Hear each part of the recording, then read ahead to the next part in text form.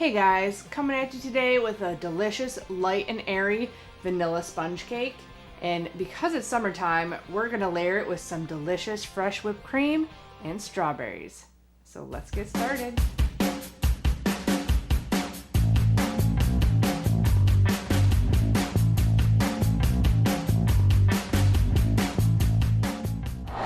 Hey everyone, welcome back. If you're new here, thanks for joining me. My name's Alycia, and I'm a pastry chef with a severe sweet tooth.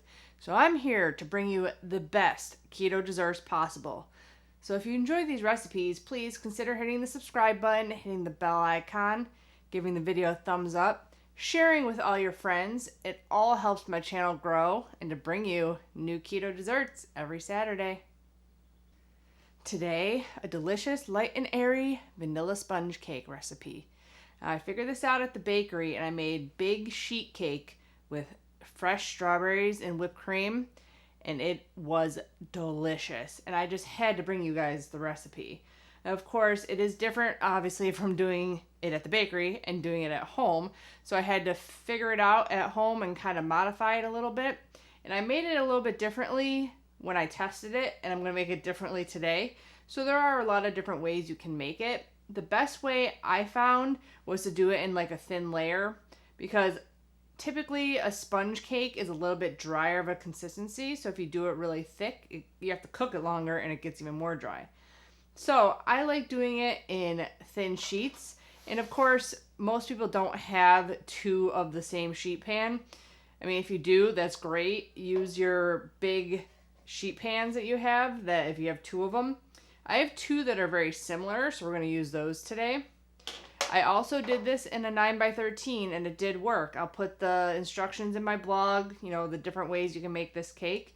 You can also do it in a tube cake pan, which I actually do not own that either. So I'll be having all that in the blog post if you want to make it in different ways. But today I'm showing you how to do it in like thin sponge cake layers that we can stack and layer with the whipped cream and strawberries.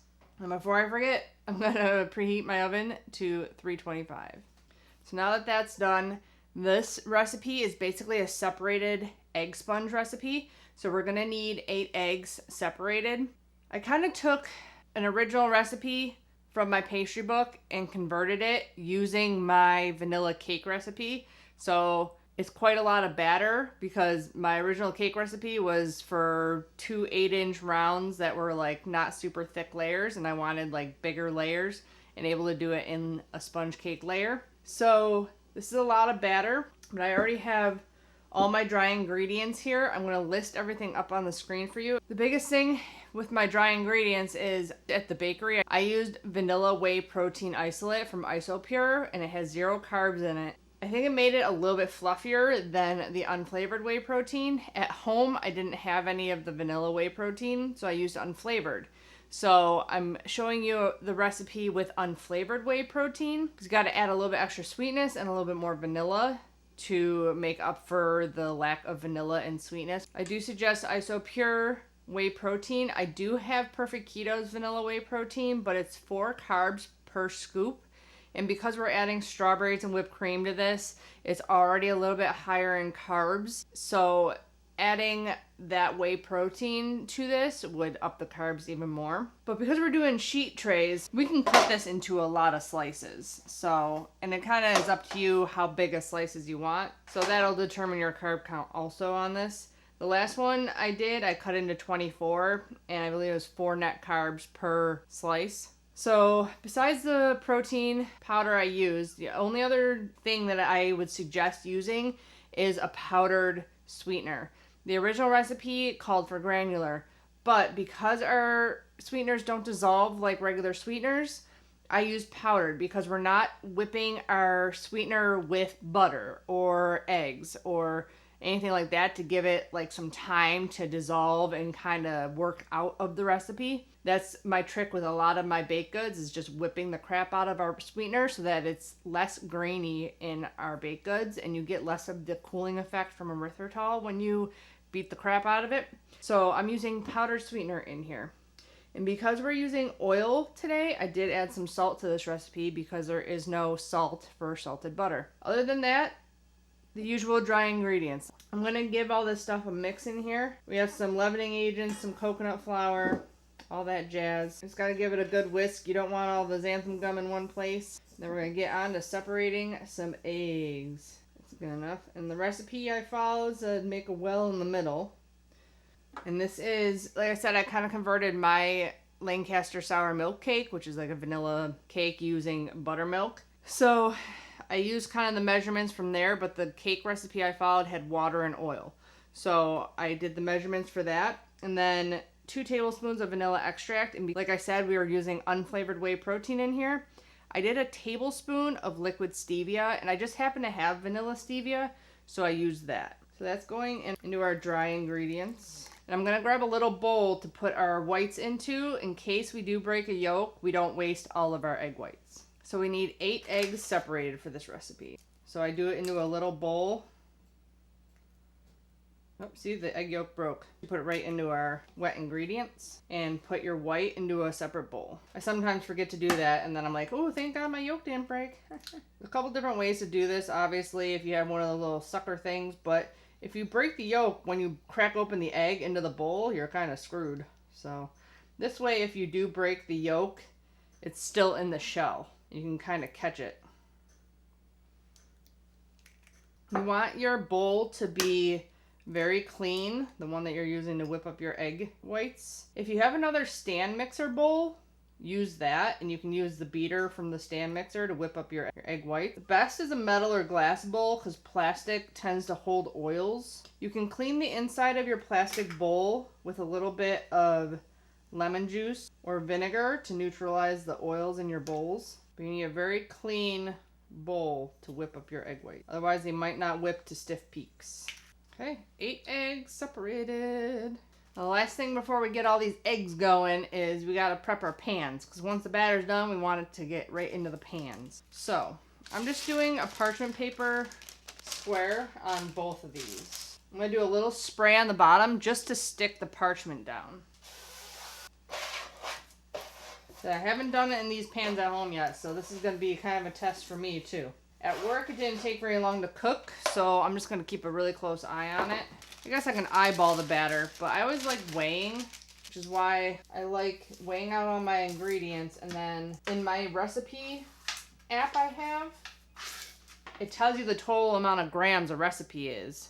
So you can like kind of figure out how much, if you're splitting a cake batter into 2 pans, you can figure out how much it's supposed to weigh.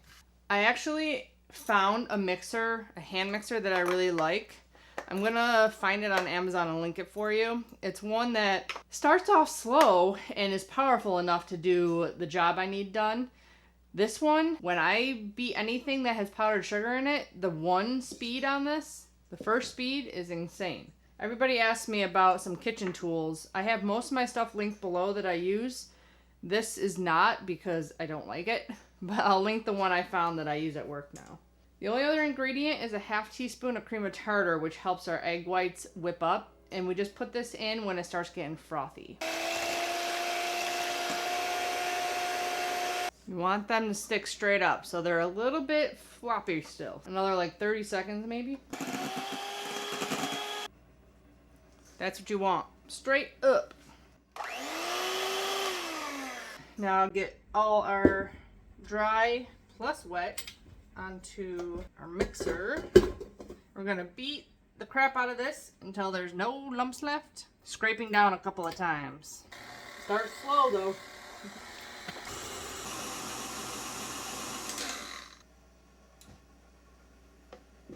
I also found the batter is a lot stiffer with the unflavored whey protein. I think that's why it makes it a little bit drier of a cake too. The unflavored has more gums or something in it that makes it thicker and drier. I think we're good. Giving the mix all the way down to the bottom, make sure it's all good. Okay, so you start with a quarter of your egg whites. You mix those in first. You do folding, so you go from the bottom, you cut in, up top. Bottom, up, top. Made this cake in school in a bowl about this big, and we took our hand and mixed like this. That killed the arms. Oh my lord. That day sucked. You don't have to be too careful with the first quarter of it because you're trying just to lighten up the batter. This is similar to my jelly roll, my Yule log, my pumpkin roll recipe. Only we're not whipping the egg yolks also. This is a high fat one. The sponge cakes that you use to roll a jelly roll doesn't have any much fat in it, just from the eggs. So now half of it goes in. Fold that a little bit more gently than the first. You mix until there are no white streaks left. You can also do this in 2 9-inch rounds. That's the only thing I haven't really cooked it in though, so I'm not sure on the timing of it. I'll show you what to look for when it's done, so you know. Make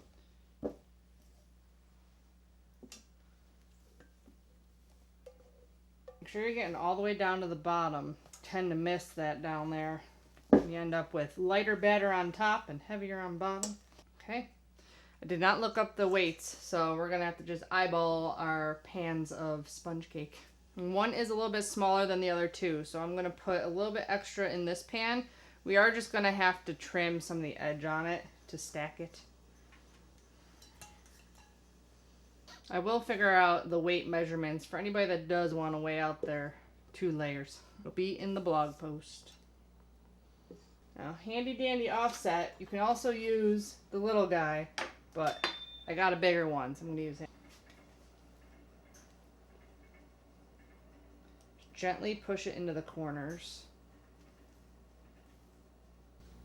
And not to deflate it too much. Try to get it as even as possible.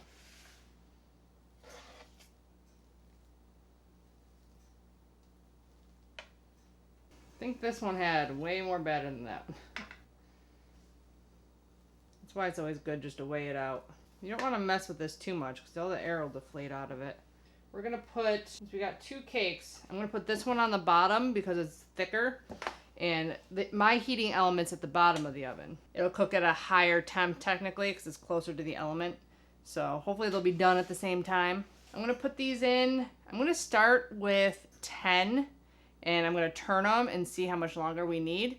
But I'll report back how long it takes. I'll show you what they look like when they are all done. Okay, I pulled the one out with less batter. It was only in 19 minutes. You want it to spring back to the touch. That's when you know it's done. The 9x13 will be super golden brown on top and it takes about 50 minutes. Same thing if you put it in a tube pan, it's going to take about 50 to 55 minutes also. So a 9-inch round, 2 9-inch rounds will probably take between the 20 and 55 minutes. So I'd say maybe 35 minutes or so. But just keep an eye on it. It's probably going to be nice and golden brown. But you just want to make sure it springs back when you touch it. If it sinks in at all, that means it's not done yet. So I have 30 seconds on my other one. So that was 21 minutes. And that's why I suggest weighing out your batter. I think it's even going to need another minute. But these are going to have to just set aside to cool before we fill them, obviously. So we'll be back in a little bit when they're completely cool and we can flip them out and we can fill them and frost them. Cake 2. Springing back. Okay, it's time to fill our sponge cake.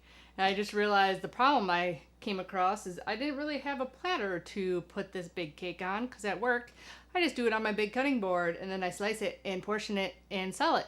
So one thing you got to make sure is whatever pans you use, you have a platter that is big enough to accommodate your sponge cakes. So I had to rustle around the kitchen a little bit and try and figure something out. I do have one cutting board that is similar to size. This is going to have to do, you just want to loosen it up from the sides.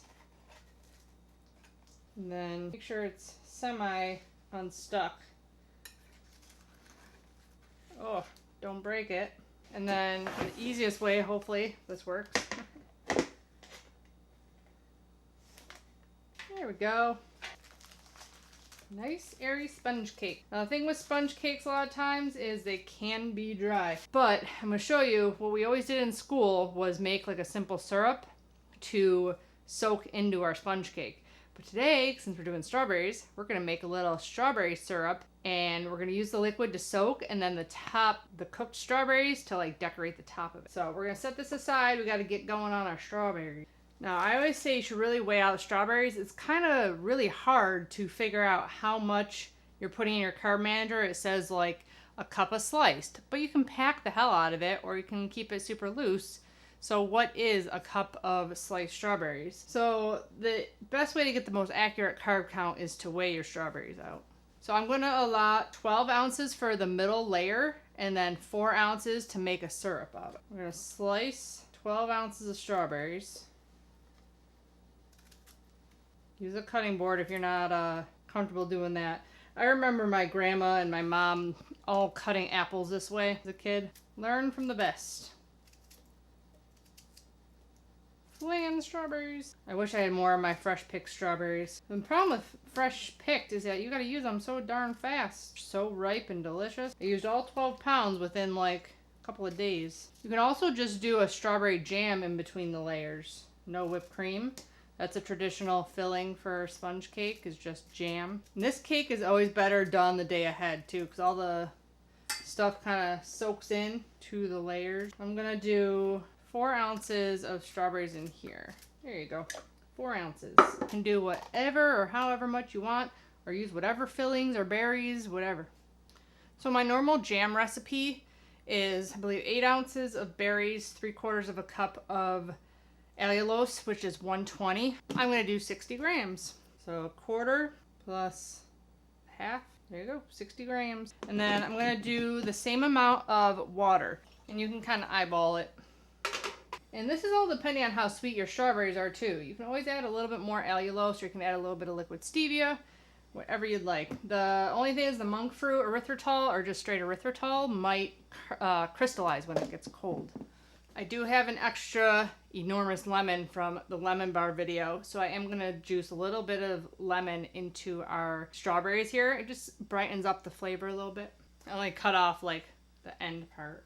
You're just going to want to cook this down until the strawberries are a little bit mushy and the juice is kind of red. The only other thing we can get ready right now while that's going is the gelatin for our whipped cream. I'm doing a whole quart of whipped cream. You may not need it all, but I hate having to remake more of something. And I did that at the bakery a couple of times, and it's just annoying. It just wastes friggin' time. So I'm going to do a whole quart of whipped cream, and if you have some left over, you can always use it for something else. Put some extra on each slice of cake when they get served, whatever you'd like. So I'm going to do 3 tablespoons of cold water to 3 teaspoons of gelatin. And yes, 3 teaspoons is a tablespoon, but I don't want to use my tablespoon measure to put gelatin in because now it's wet. Plus, it's easier to sprinkle a teaspoon at a time than a big tablespoon across your water. You want it very like lightly across your water. If you do too big a chunk, sometimes it won't bloom. So it's easier to do a teaspoon at a time. This is gonna make a really thick whipped cream. It's kind of what you want for this. It's not gonna be like jelly-like, but it's gonna be more stable than my other whipped creams. Just because you know it might be outside, hot outside, you don't want it melting all over the place. So gelatin, we're gonna need some vanilla extract. You can use any extract you want. Same thing goes with the sponge cake. You can use an almond extract, you can use a strawberry extract. You can use whatever you want extract-wise for these cakes and whipped creams and stuff like that. It's all up to you. I'm just giving you the base recipe and have fun with it. While we're waiting on this, I'm gonna weigh out 120 grams of powdered sweetener. This, of course, is up to you on sweetness level because everybody's taste buds on keto are different. I'm more on the sweeter side of things, so whenever you see like a whipped cream recipe that has an amount of sweetness in it, you can always pick your own sweetness. Make it how you like it. I save my protein scoops and use them in all of my bags of stuff. It works really well. Strawberries to stir here. Try and mash them up a little bit. If jelly is happening too fast, like if it's getting too thick on you, you can add more water to it. 120 grams is about a cup of powdered sugar. Okay, that's all ready to go. I think our strawberries are just about there too. Might need a little bit more liquid in there though. I'm gonna add more allulose and water to this. Just make more sauce to soak our sponge cake in. Basically, you're just making a simple syrup. We used to do this a lot in pastry school. We would make different flavored ones, and then we'd a lot of times flavor it with a liqueur like Cointreau or triple sec, and make like an orange flavored simple syrup to soak our cakes in. There's a lot of traditional cakes that are very like spongy and dry, and you need the simple syrup to moisten them up a little bit.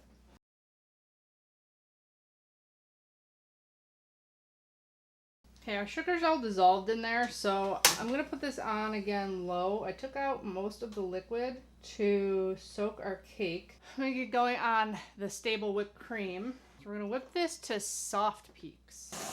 I'm gonna add in 1 tablespoon of vanilla extract. You can also do strawberry if you want.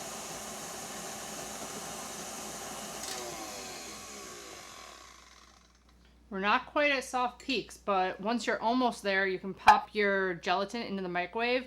I do 50% power and keep an eye on it, like 10-second intervals until it's completely all melted. Pop this back on to get to soft peaks. It's almost melted. It took 45 so far. Do another 15. It should be good. I got a big spoon to scoop out a scoop of whipped cream into the gelatin to temper it. I'm going to give it another 5 seconds. I want to make sure it's nice and hot. Otherwise, when you put the whipped cream in, it's going to solidify right away. And you don't want that to happen because then it'll just be a chunk of gelatin. So you want to make sure it's nice and hot. So once I put this in, I'm going to get this going again. Whisk it up. And pour it back into your whipped cream. Speed it up.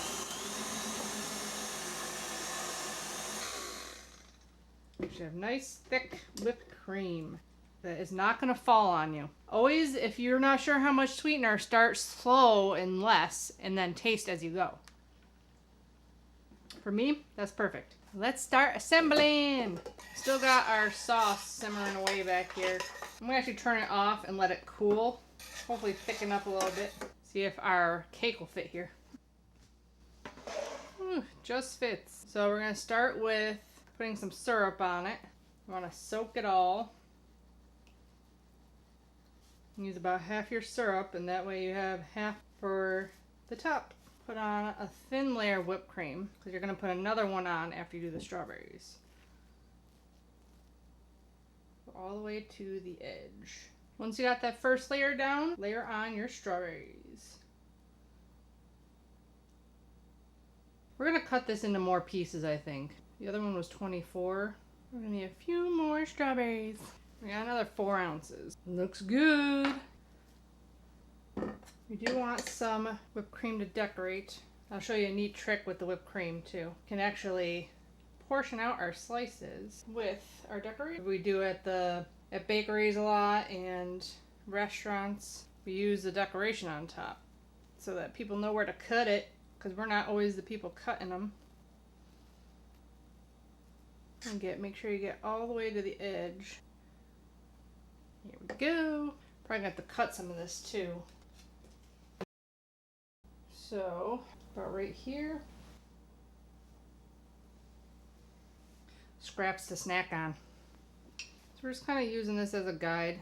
It's pretty much the same length. So it was just that little bit we had to cut off. It's stuck to the parchment. So we gotta get that off. That.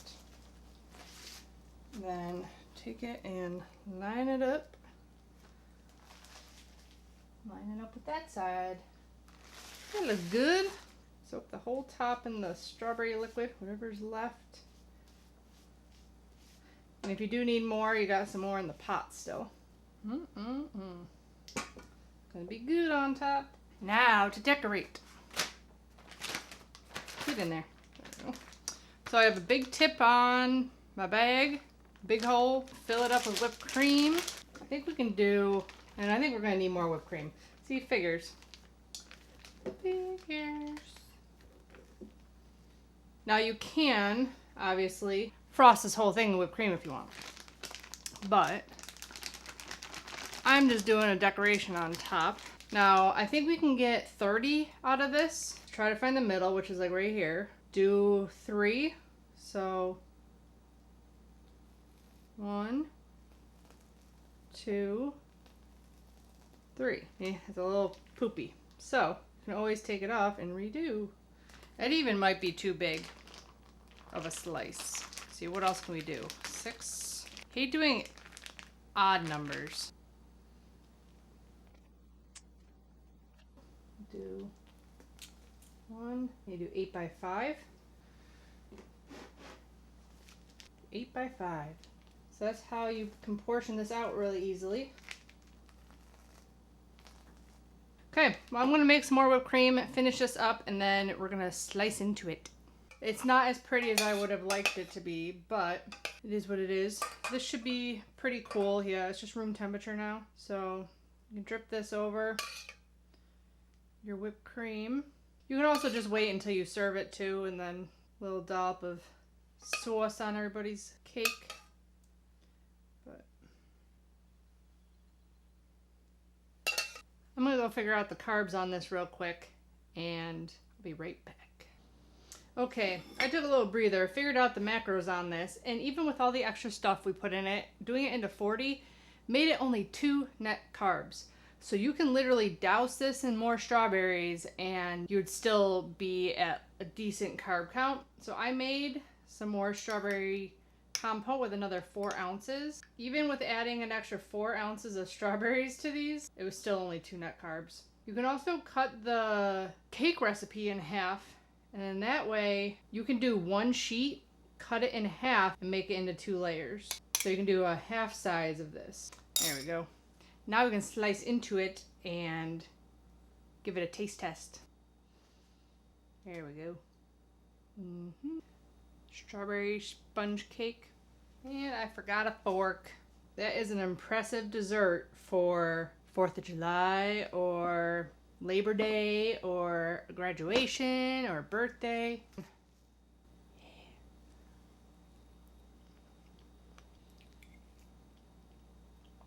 Light, airy, vanilla-y, strawberry.